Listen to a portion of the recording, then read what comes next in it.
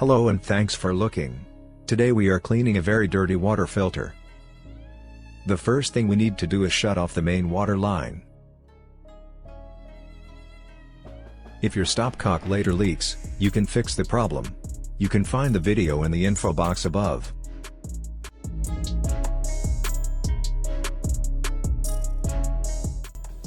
After the water is turned off, we open the filter and let the remaining water flow into a container. Now we open a faucet above the sink so that the filter can be drained more easily. The filter is now empty. Now I open the 4 screws on the filter. Do not unscrew the screws completely, otherwise the glass will fall and break. Now we can carefully remove the filter glass. Now take your thumb and pull the filter up. The filter is extremely dirty because it was not rinsed. This small black seal ensures that the filter cannot drip when closed. The side glass is also very dirty. Now let's disassemble the filter further. I leave the part in the side glass. Since there were no visible leaks, I left the seal as it is. Now we clean the inside of the filter with a brush. The side glass and filter are now clean. The filter only works in one position. It has a pen on the left and right. Now we take out the gasket, that is still at the top of the housing. We will now clean and check the seal. If the rubber is defective, it must be replaced. It still looks very good here, so I can reuse it.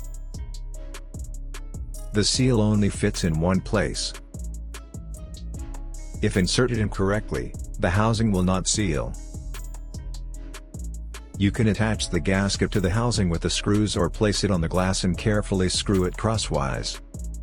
Please carefully tighten the screws crosswise.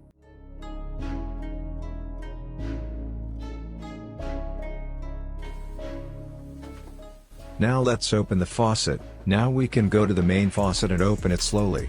This is how the air comes out of the tap.